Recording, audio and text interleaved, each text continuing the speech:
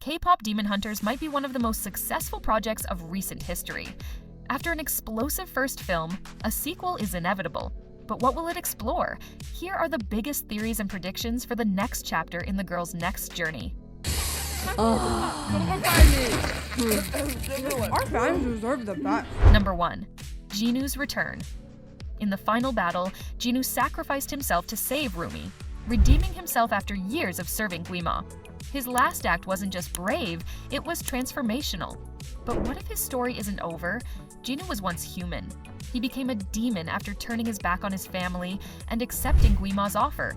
Now that he's given up his soul willingly to protect others, there's a chance for something new. K-pop Demon Hunters 2 could explore a powerful concept: redemption through sacrifice. Jinu might be reborn into a pure form, a beautiful soul no longer bound by darkness. Not a demon, not a puppet, just Jinu. So he's finally free. This opens the door to something we didn't get in the first film, a true romance. If Jinu returns, this time as a soul healed by his own sacrifice, we might finally see him become Rumi's boyfriend. Their bond was real, the chemistry, the shared pain, the moments of silence between them. A second film could take that to the next level. We could see them have a fresh start together, without the shadows of guilt, secrecy, or demonic influence. His return could also bring new spiritual layers. Can demons change? What happens after death in this universe? Could other demons earn redemption too? Jinu's transformation could redefine the world's understanding of the afterlife, and what it truly means to be free. We could even be introduced to a realm of souls, a limbo between the human world and the demon realm. Jinu's return might require the help of ancient forces or forgotten rituals. Perhaps Rumi must lead a spiritual journey with her group to retrieve his soul. The music could become the medium for travel between realms, and a new golden harmony could form the key to awakening Jinu's rebirth. Number 2. Zoe and Meera take the lead. Rumi was the emotional core of the first film, but the other girls deserve their spotlight too. Zoe, the people pleaser, hides behind smiles. Meera, strong and independent, masks a deep sense of loneliness. We saw glimpses of these struggles, but they weren't fully explored. In the sequel, we could dive into their backstories. How did Zoe become afraid of disappointing others? What event made Meera crave belonging so badly? Did Zoe grow up in a household where she was always the second choice? Was Meera abandoned by her parents? Answering these questions would add richness and complexity. And it would shift the focus from Rumi alone to the group as a whole. Imagine a scene where Zoe, under pressure, snaps during rehearsal, finally admitting she's exhausted by being everyone's emotional support.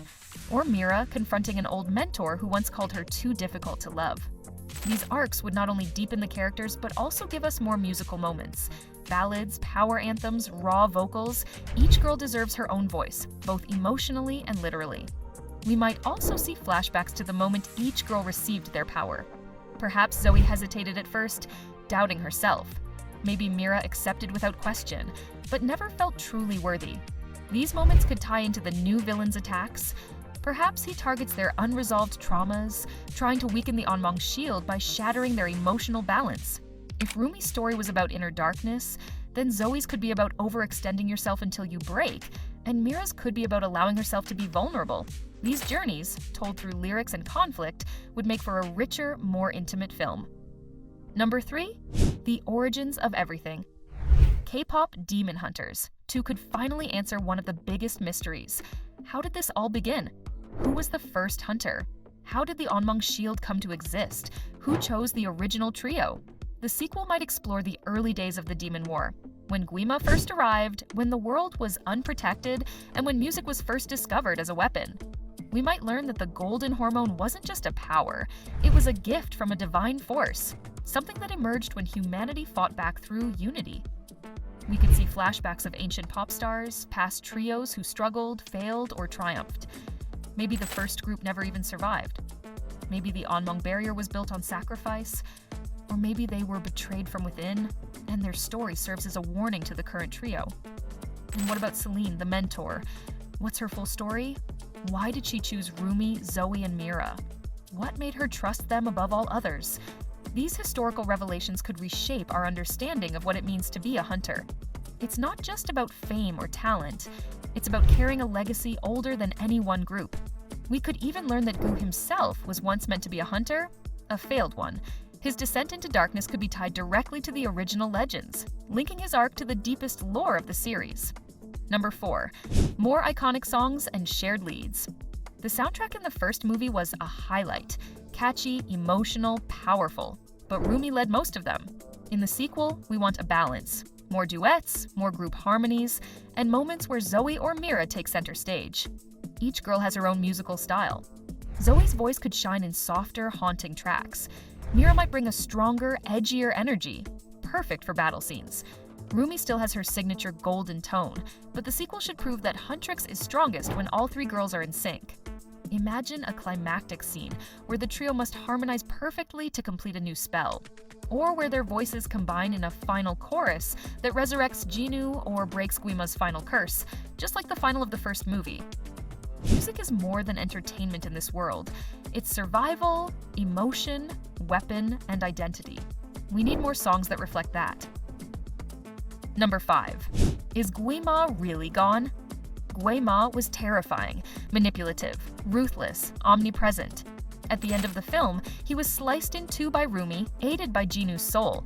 But is he really gone? The sequel could reveal that his body was destroyed, but not his spirit. Maybe a fragment of him still lurks in the underworld, or worse, in one of the girls. Perhaps he infected Rumi during their final confrontation, or perhaps Gu still hears his whispers. There's also the possibility that Glema is manipulating events from afar. He might use dreams, illusions, or cursed artifacts to lure the girls into his realm. Or he could send another wave of demons, not to conquer, but to divide. The scariest part? Maybe Glema doesn't want to rule anymore. Maybe he wants to merge the two worlds permanently, tear down the barrier, and let humans and demons coexist in chaos. We could witness psychological horror as Glema's influence starts to erode trust between the girls, just like Jinu did in the first movie. Whispered lies, vision-like dreams, sabotaged powers. Imagine Rumi seeing visions of Jinu but not knowing if they're real. Imagine Zoe doubting Meera's loyalty after a failed mission. The barrier might begin to crack, not because of external force, but internal collapse. Glema's final move might be to convince one of the hunters to willingly open a portal. If he can get inside their hearts, he doesn't need an army. And guys, that was all for this video. Please let me know what you think about the K-pop Demon Hunters, and how could be the second movie about. Please don't forget to subscribe to our channel, like the video, and comment what you think. See you in the next one! You're not one of them, Rumi. You're a hunter, just like your mother was.